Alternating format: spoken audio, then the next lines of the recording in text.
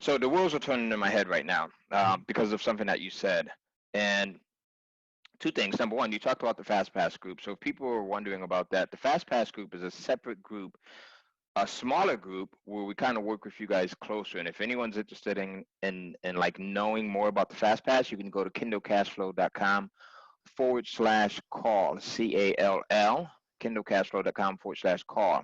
So that's one thing that you did. You got that additional help. The other thing is I'm a big Tony Robbins fan. Like I'm a huge like personal development, self-improvement fan. And one of my mentors that I follow a lot is Tony Robbins. Tony always talks about if you want to be successful at something, like just dive all the way into it and like totally immerse yourself in it. And it sounds like that's what you did. Absolutely. Yeah. Like you went in, you watched the videos, and you said you watched them over and over again, Over which and is over. something that Yeah. I do, and that's it. So that's one of the keys right there. What made you? Is that like part of what you normally do, your learning process, or? I have to be 100%. It's all or nothing for me. So if there's ever a moment where like I start to wane, it's bad news. I mean, Right. things are going down. It's like when I start like getting shiny object syndrome. But the way I look at it, I can see into the future as a long term that this is going to be just super successful. I can tell. That's why I'm like I really enjoy the work. Right. It's Very fun for me. cool. Very cool. Yeah, for me, man, I like really enjoy like the research aspect of it. Yeah. That's for me. I start to discover things that I didn't even know, like genres and niches and storylines and Yeah. plots and everything else. So, I love so reading the guys, if reviews. The reviews are the most fun part. and the reviews, reading the reviews, because you'll get like totally conflicting like reviews. Some one person that totally hates something, Mhm. right? 1 star, they could give it like a quarter of a star if they could, and then you have people who would give it 10 stars if they could, I right? know, So dude. I'm writing best-selling Amazon best-selling books based on these reviews. yeah, super Just what they're smart. saying, and they're just getting ideas. It's such a great model. I love it. You give them what they want, they'll buy You it. give them what they want, and that's one of the things that I talk about too. Is just going in, looking at the reviews, spending time on the reviews, and adding what they what they like about the book into Hmm. your books, and adding less of what they don't like into your Yep. books and taking Yeah. away. So it's Yeah. that. The So three super cool. stars are the best ones. You usually get the best like ideas or best amount of like actual feedback from the 3 stars. This is what Very I've cool. noticed. All right, so there you go, guys. If you're watching this 3 stars, that's Nate's big takeaway right there on this. So I'm gonna steal that as well. We're gonna go and start paying more attention to the 3 stars. So the next thing is, do you write your own content? And if not, how do you get it created? I do not write my own content. So Gotcha. I do the research though. I get in and I come up with ideas for our best sellers, and then I contact we've developed a really good relationship with somebody we found on Upwork, Nice. Okay. and Right, a writer. a writer, yeah, a ghostwriter, Gotcha. Very cool. So and she you're writes all our using content. same writer over and over again, right? Hmm. Got it. Got it. Very smart. Very Yeah, and we smart. gave her a raise this year. She's doing great. All right, cool. And the thing that I find too is, a lot of the writers, like when you're looking at outsourcers and freelancers, they want that consistency. Hmm. So it's better They for them appreciate to it. work with the same person over and over again than to have to go in and find new work. So that's awesome that you've Yeah. done that. All right, so the guy's crushing it. He's a fan of research, especially the 3 stars. We learned that, right? He's not he's not writing his own My content. claim to He's fame is that 3 star move. his claim to fame is a 3 star move. If that was a wrestling move, it would be titled with 3 star.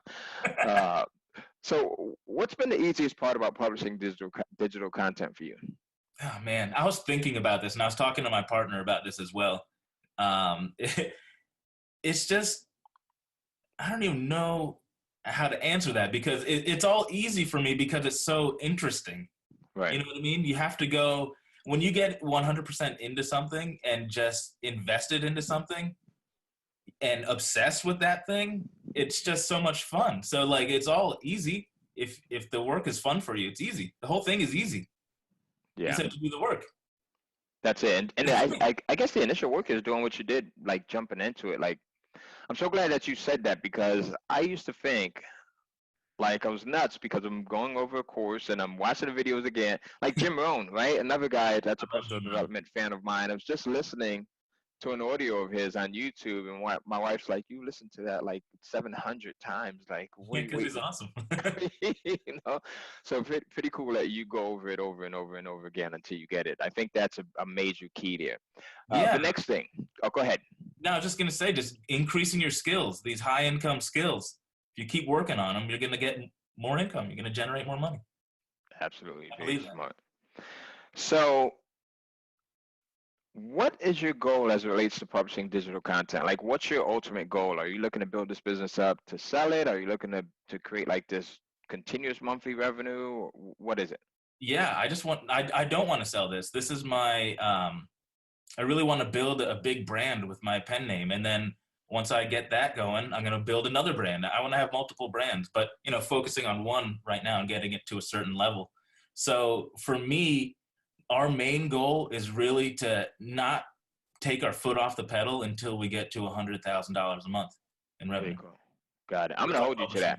that. Yeah, that's why I'm saying it publicly, because I know this is going to be posted wherever you post things. So Yeah, I'm definitely gonna hold you. One of my the biggest thing that got me to where I'm at right now was having an accountability partner. hmm And then I had gotten a check one month from Amazon, and this was when I was receiving checks instead of digital, direct deposits.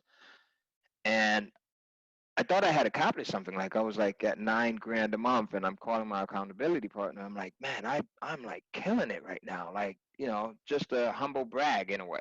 yep. And he says to me, he's like, Ty, you're BSing, right? And I thought he was saying BSing as in I'm not making that much, like You're lying. doubting it. Right. But he was saying you're BSing because the potential is there for you to 10x that, Right. right? And after I got off the phone with him, like it totally was a paradigm shift for me. I said, you know what, this guy is 100% right. Let me just go in and lay out some systems, lay out some strategies, and I was all over the place at that point. I was doing a little bit of everything. Yeah. So I Yep. kind of, had to develop singular focus, which just sounds like where you're at right now. Yeah. Absolutely. Cool. All right, Absolutely. cool.